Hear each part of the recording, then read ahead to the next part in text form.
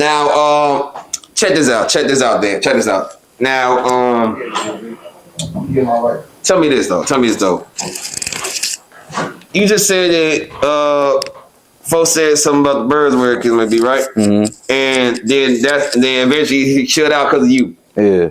What did you say to him that got him to chill out? Because look. It's like, look. I swear to God, it's like when you talk down on a place, but you don't know nobody from that place, you ain't in cahoots with nobody from that place, so you really can't speak on that place but negative because you don't know with that place. Then it's like you get to know from that place. Damn, this nigga cool, he got emotion, you feel me? It's all the same. I guess it really ain't no goofy.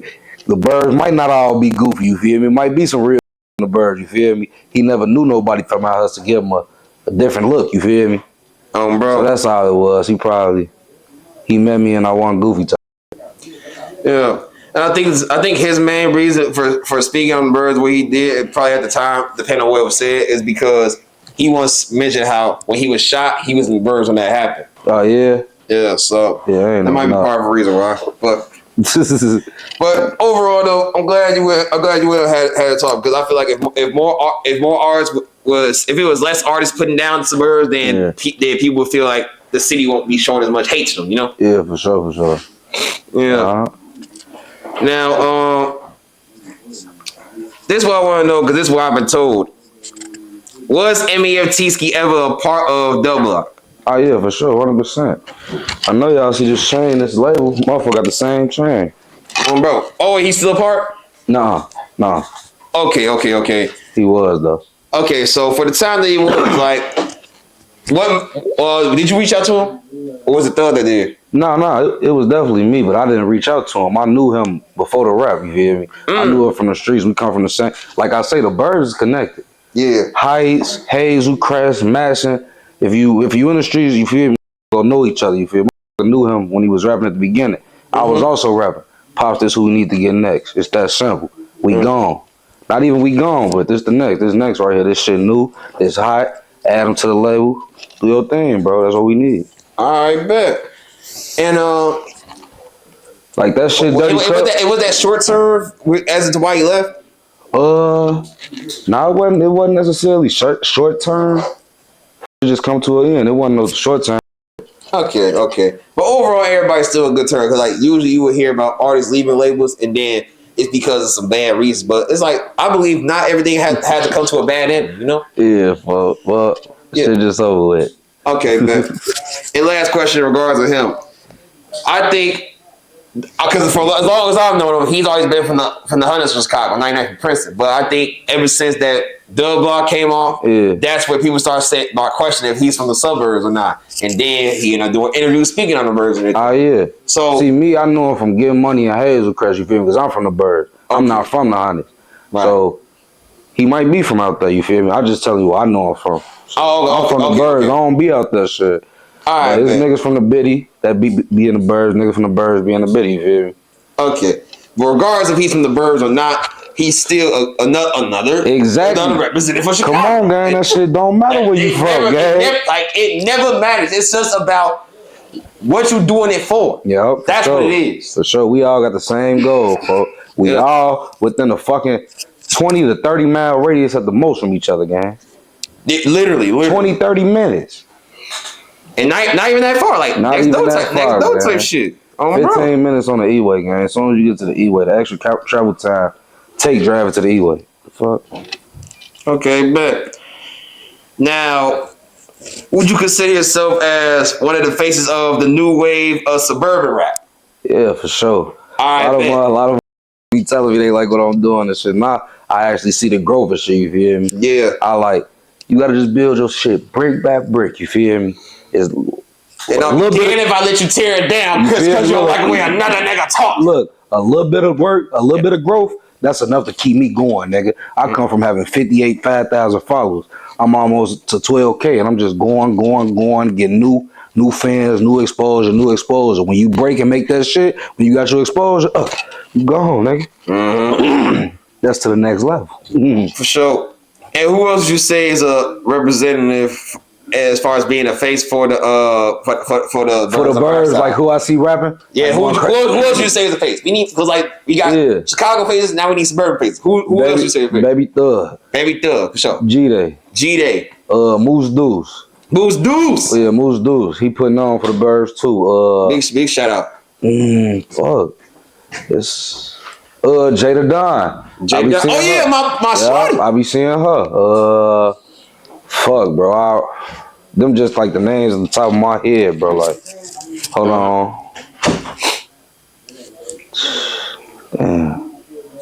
I don't know. It'd be consistency, bro. It'd be consistent. All right, man. For sure. All right, man. Now, with that being said, if all the artists and the birds were to come together, do you think that'd be easier to put more light on artists from the birds?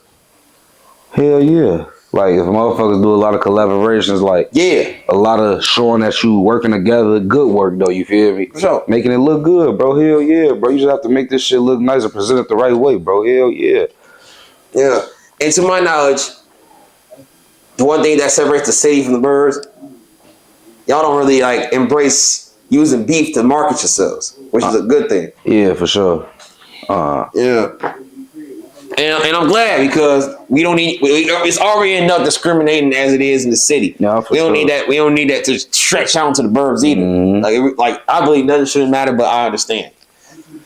But now tell me this though. Let me tell you this though. Y'all build everything y'all built from the ground up. Sure. So there's a lot of artists that's trying to do the same, but it's not easy the way people think it is. Hell no. Like I said, Pop's been doing this shit since 2010. I reinvented this shit in 2020, 10 years later. So he been put in work. He been had label. You feel me? He been had bricks built. You feel me? Right. And then 15 years later, look at where it's at now. But all of this took time. Time, bro. So a lot of artists don't want to wait on time and everything like that. So if you was to give advice to an upcoming artist that's trying to do almost the same thing you did, but in their own way, would you tell them it takes time, you gotta learn how to be patient, or what else would you tell them? Take your time and don't get discouraged, gang. Keep your confidence up here. Keep your confidence high as fuck. Take your time. Not take your time. Wait the time. You feel me? Patience, bro. Patience, keep that confidence up high. Because everything will fall in place at some point. Yes, bro, it have to. It's music. Music keep going. They always looking for new artists. This shit don't stop. It only stop if you stop. Don't let your balls stop rolling with this shit. I'll be mad as hell if I gotta drop once a month. I'll be trying to drop 2 times a month. That keep you every 2 weeks, bro. I'll be mad as hell when I gotta drop once a month, bro. Bro. All right, bet. And now I gotta ask some important questions here. And I'm gonna assume it's nothing too much to worry about because you always speak on having a high confidence, but you never know what someone else is going through. How are you feeling mentally, bro? Because you're working consistently. You've been through a nice amount of things in life.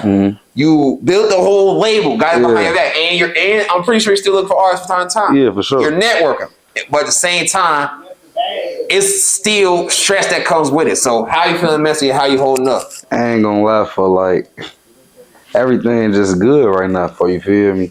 I can't say I'm going through some problems. Everything just falling into place. I'm just trying to really take this music to the next level. This is my only focus. Everything else is great. Everything else is great, bro. This the last thing on my list. This the last thing on my list, nigga. Cause it's like, you can't even do this how I'm doing it if your mind ain't in the right place, bro. You gotta be good mad at it, for you feel me? For sure. No doubt, folks. Then it's like the team behind me that helped too. You feel me? Help keep my mind. That's least of my worries. You feel me? So that play a part when you got you a team behind you. So all the worries don't gotta be on you. You can focus on other shit. Do this, do that. You feel me? And still function how you gotta function. I bet. And I'm glad, I'm glad you hold it down the way you is, and you know how to hold it down for shit show. Because a lot of people need to think like that. Yeah. And now, let's talk about the audience that you need to be aware of, and that is the youth. Yeah, for sure. For sure. First off, what's your take on the youth having the YN stigma on the name? How do you feel about the youth being labeled as YNs? I mean, shit, that's just the generation. That's not too bad, bro. I'm not no white person no old ass person. White, you a little young nigga, bro. What the we all, bro? You can't. Yeah. Okay, so do you feel like a lot of people they think about YNs and they dramatize it and they put it in a negative category. Yeah, so do you feel like it's over dramatized? I mean, yeah, I feel like the world just be a little. I mean, that's how the world is, though. You feel they drag, they make it what it is. You feel put all the you ain't always gotta be scared if you see the shiesty. You feel me? That's me. All YNs, they ain't always trying to kill up your car, take your shit. They ain't always trying to rob you. They ain't always hot for you. Feel me? And that's why I always ask, do you believe there's a such thing as a positive YN? Yeah. Hell Thank you. Yes. You're the first one to say that. What the? You think you know positive YN?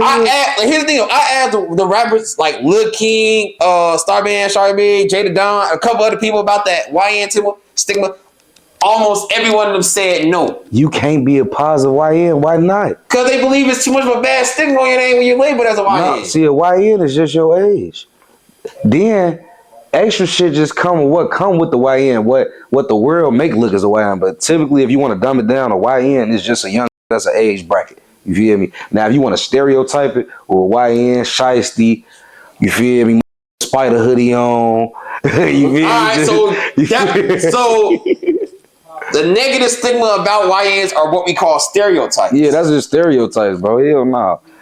All right, bet. That's straight. So every artist who's between the age of 15 to 25, those are considered YNs, and there's nothing wrong with that. I really think really 14 to 24. 14 to 24 is the age range of a YN. Yeah. Fresh Money's. All right, bet. Yeah, like 8th grade to 24. For now. All right, bet. Say less. That's a new way to look at things. All right, bet.